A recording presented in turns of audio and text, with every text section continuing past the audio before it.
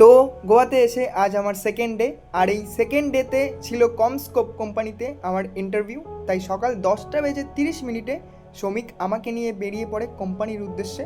তার আগে চলো এক মুহূর্তেই দেখে ফেলি সকালে ঘুম থেকে উঠে আমরা খাওয়ার জন্য কি বানিয়েছি। অনেক তো হলো সকালে ঘুম থেকে উঠে বকা খাওয়ার পর মায়ের হাতের রান্না খাওয়া, তবে এখন আর সেটা সম্ভব হবে না, বিকজ আমরা নিজের বাড়ি থেকে অনেকটা দূরে পথ হারিয়ে বেরিয়ে চলে এসেছি। এখন আর নিজের লাইফস্টাইল অন্য কেউ এসে তৈরি করে দিয়ে যাবে না, তাই নিজের লাইফস্টাইলটাকে নিজের হাতে নিজের মতো করে তৈরি করতে হবে। তাই সকালে ঘুম থেকে উঠে আমি আর জয় মিলে দুজন মিলে একসঙ্গে রান্না করতে শুরু করেছিলাম। আর ভাই এখানে কার সঙ্গে কথা বলছিল আমি জানি না, তবে এফোর্টসটা অনেক সুন্দর আর দারুণ। আর আমার পাগলামে একটুখানি থাকবেই ব্লগে, এটা তোমরা জানো।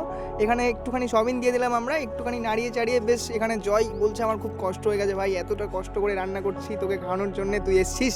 তো ঠিক আছে ভাই, আমার জন্য কষ্ট করেছে অনেক, আমি জানি। ভাই আমাকে নিয়ে এসছে, এখানে ফোন করেছিলাম ওকে, তো ওই আমাকে আসতে বলেছিল এখানে কাজের জন্য, এখানের কোম্পানিতে জয়েন করার জন্য। ওখানে কাজ করছে প্রায় 2 থেকে 3 মাস ধরে, আমিও চলে এসেছি। তো রান্না করতে করতে আমাদের অনেকটা লেট হয়ে যায়, যার জন্য আমি ইন্টারভিউ দিতে যাওয়ার আগে খেতে পারিনি, যার জন্য আমি ভাইকে বলে গেছিলাম ভাই আমি এসেই খাবো। আর এখানে আমরা প্রায় চলে এসেছি কোম্পানির কাছে, একদম দেখতে পাচ্ছ এখানে আমার সঙ্গে রয়েছে শ্রমিক, একদম কমস্কোপ কোম্পানির সামনেই আমরা চলে এসেছি।